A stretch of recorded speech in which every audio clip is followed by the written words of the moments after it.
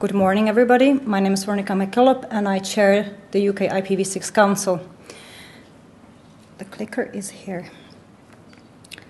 Okay, so some of you may ask actually what the UK IPv6 Council is. So before I explain a little bit more, hands up who has heard of us before. That's like 85% of the room. Fantastic. And how many of you are members of the UK IPv6 Council? The number of hands is significantly smaller, but thank you very much. So I see this as an opportunity for you to join us. So who are we? We are technology user group. We are basically just people who have got interest in IPv6, in deployment, in sharing experience. We are inspired by the Belgian IPv6 Council, where basically people just get together, they talk, they share information, and they help each other when it comes to various IPv6 questions. The aim of the Council is really just to bring people together, because I have heard many times before we started with the Council that there is really no interest in IPv6 in the UK. And I kept posing people, especially people outside the UK, I kept saying that's not true. People are working hard, it just takes time. There's lots of interest. Okay, so let's prove it. That's how the UK IPv6 Council started about 18 months ago now. And why are we actually doing this? Because things with IPv6 have been changing massively since June 2011. I guess lots of people in the room will agree with me that the World IPv6 Day in June 2011 was actually start of IPv6 deployment growth around the world. That's again, a community got together, people agreed, we will try IPv6 for a day, let's see what happens. Then also, in the last 12 months, we can see effect of all this hard work that people have been doing since 2011 and even before that, right? IPv6 is quite old by now. But we could see that things are accelerating, and that's something we could see that it was coming. Like there's a number behind me which says US has grown more than to over 20% in the last 12 months, but there's lots of stuff happening in Europe and around the world. And also, we just simply didn't want the UK to be left behind, because I think there are lots of very smart people here, like you guys. You are working very hard, so there was the time to actually stand up and say, hey, look at us, we are very interested in IPv6 and people are working on it. So the Council is kind of trying to represent all these efforts, but obviously that involves you guys being involved with that. There were lots of other things that happened in the last 12 months besides the V6 traffic growth. So one of them, and there are a few of them I want to point out, was the Apple announced a mandatory support of IPv6 only in their App Store, in the apps that are submitted to the App Store as of iOS 9, which was a very interesting move. So I'm sure that actually got a lot of people focused, because lots of people want to have their apps in the App Store. Then we could see the growth of IPv6 deployments also just accelerating in Europe. There are two countries that are worth highlighting, and everybody always gives that as an example. Belgium and Germany. So these numbers are from August, and I have just checked before my presentation. Belgium at the moment, from the Google perspective, is 40%, and Germany is over 20% at this very point of time.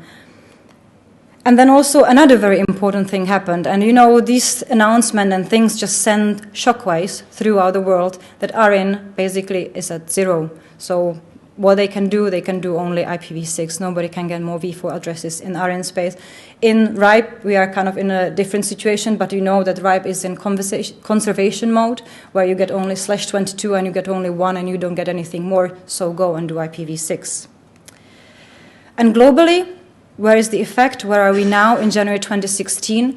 We have celebrated the 20th birthday of IPv6 with reaching over 10% of Google traffic that goes over V6, which I think is quite nice. And we can see the curve that it's actually getting steeper and steeper. So the projection, there have been people been doing calculations and projecting that we will get to certain amount of V6 traffic at a certain point in time. Actually, I think those projections are true. They are actually being matched what we see in reality. So that means in a year there will be over 20%, possibly. But where were we? Where was the UK when the UK IPv6 Council got together and people started saying, what could we do? What is going to happen?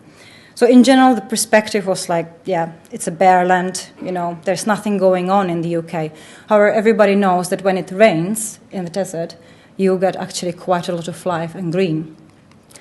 Also, when you looked at the UK enterprises, the large banks, the large enterprises, and IPv6, you could just feel like it's a lonely man on the moon. There is basically nothing going on, which wasn't true either. And in general, that's the perspective and the perception of the UK and IPv6. Also, when you looked at the numbers, so autumn 2014, the number of users that Google saw in the UK was 0.90%, so very, very little number of people that were connecting to the internet over IPv6. And I'm sure we would contribute this to very diligent companies like Andrews and Arnold's, Bogans, all those people that have been trying to push IPv6, enable their users with IPv6 connectivity. However, the number was small. What that meant at that point, when you look at the numbers, I took them from the ISP review, basically we had about 23 million broadband subscribers served by these 5 large ISPs. And that meant that when one of them actually starts to deploy IPv6 for the subscribers, we will see interesting change in the numbers. And now we are in 2016, so you can ask, so where are we at this point in time? Things started to be really exciting when you look at the numbers already in summer last year, where the number has moved to 0.49%. You say, oh, that's still really nothing when you compare us to Belgium or Germany, so it's a small number. But think about it, 0.19% for many years, since I've been looking at V6 in the UK, so let's go 5 years back. And all of a sudden, we are at 0.49. There's a talk after me where Ian will actually explain what was happening at the time. And then, within a month, that the number almost doubled. Exciting, right? So that's what was happening. And now when you look at the stats, we are at 2.5, 2.6%. And if you actually look at the uplink, which doesn't monitor only Google data, and they actually claim that we are at 5.39%. That means about 1.5 million subscribers or people are accessing the internet over IPv6. Which is pretty good, and there's more to come. So what I'm trying to say with all these numbers is that the change is happening. It started last year, and right now, for those who follow the UK IPv6 Council, when we had our annual meeting in September, there were announcements by Sky UK and also by BT that they are actively working on their deployments. So Sky, they are in full swing. There's lots of changes we will see in the numbers thanks to them, but also BT, they have been working, they have been running their trials, and I'm sure you can talk with Neil about what is happening there in more detail, but we know that 2016 is the year for IPv6 for BT. However, you can also ask, and what about the other big guys, Virgin Media, TalkTalk? Well, with EE, we, for example, know, and that's almost a year-old news, that they have voice over Wi-Fi enabled with IPv6, which is excellent. So let's hope this good work continues. And I know that Nick is here somewhere in the audience from EE, so you can go and ask him as well. And let's hope that all this hard work that you guys are doing, guys from Sky and from BT, that will reflect, and that people will actually start to take IPv6 seriously. But I could say that from all my engagements in my other work life, I can see that the theoretical and academic questions are becoming more practical. So I can see a growing number of people who are asking real deployment questions. They are asking for the real experience. The good news is that the protocol is over 20 years now. Lots of deployments, lots more maturity than, let's say, 5 years ago. So you are in a good position. You've got people that you can ask, and they will share the experience, and there are lots of things that were fixed. There is still other things that need to be fixed when it comes to V4 feature parity, for example, with IPv6 feature parity with IPv4, but we are in a lot better shape than a few years ago.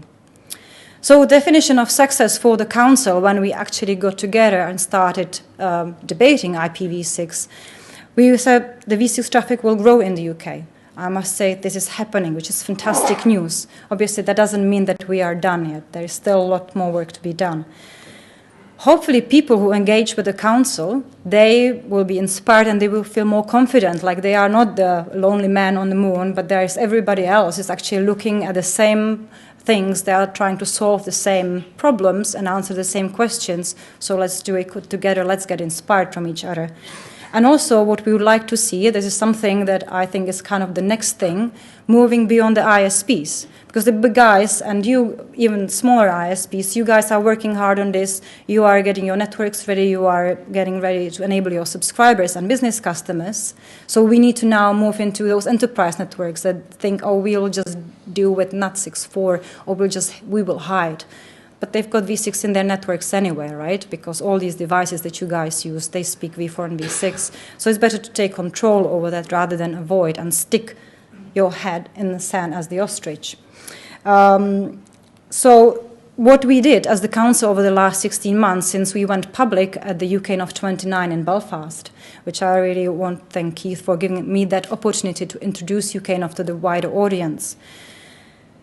The platform is there, it's been created, and I would recommend to go and talk to our members and ask them whether they see it as working, and I would say always the feedback from various meetings and roundtables is very positive. So when I spoke in Belfast in September 2015, we had about 20 members. Now that number has shot up to 360, and I'm still amazed the number is growing, but it just confirms that trend and the reality that people are taking IPv6 a lot more seriously and they are looking for the information and experience. We have held 2 annual meetings, so usually around early autumn time, we've got a meeting where we cover various topics. It's updates from the large ISPs, it's technical talks, etc. And also what we do besides the large meetings, we've got roundtables. So the last one was in November, the next one will probably be sometime in April. All these announcements are on our LinkedIn group page, which we use as a platform for communication with the outside world. And I just would like to conclude with this. We want you to take active part. And I don't mean in the council, I mean when it comes to IPv6. Because you need to stop waiting for others. I've attended UKNOF for the last 2 years, various meetings and other meetings, and people always point at BT and Sky and Virgin Media and talk to her like, these guys are doing nothing. You are wrong. It's not true anymore. They are doing something. So now it's your time. So are you deploying IPv6? Are you working on your strategy, on your addressing plan? Do you've got V6 prefix? That's what you need to do, right? So you also must stop waiting for someone to write your case because that someone is probably very busy, right? It's you who has to take active part and lead. I know it's not something that we technical people are in general too comfortable with, but trust me, you are the experts and you are the ones who can take lead and who can make IPv6 in the UK happen. Thank you very much.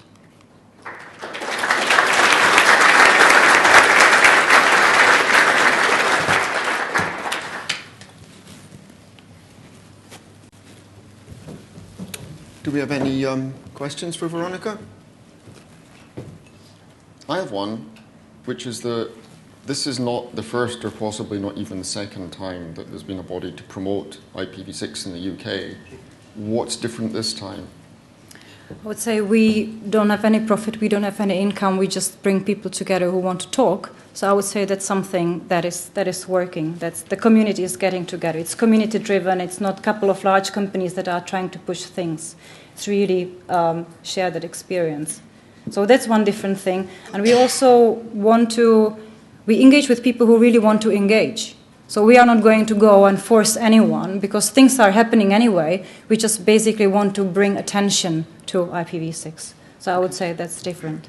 Can I just add an answer to Keith's question? Here's the big difference. We're running out of IPv4. We haven't been in that position, so now we have to do it.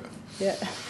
Yeah, also timing, right? I think we are a little bit more lucky, but I don't think this is just one organization's success. It's everybody's success. We just got together to bring attention to it. So. Okay, great. Thank you. Thank you, Keith.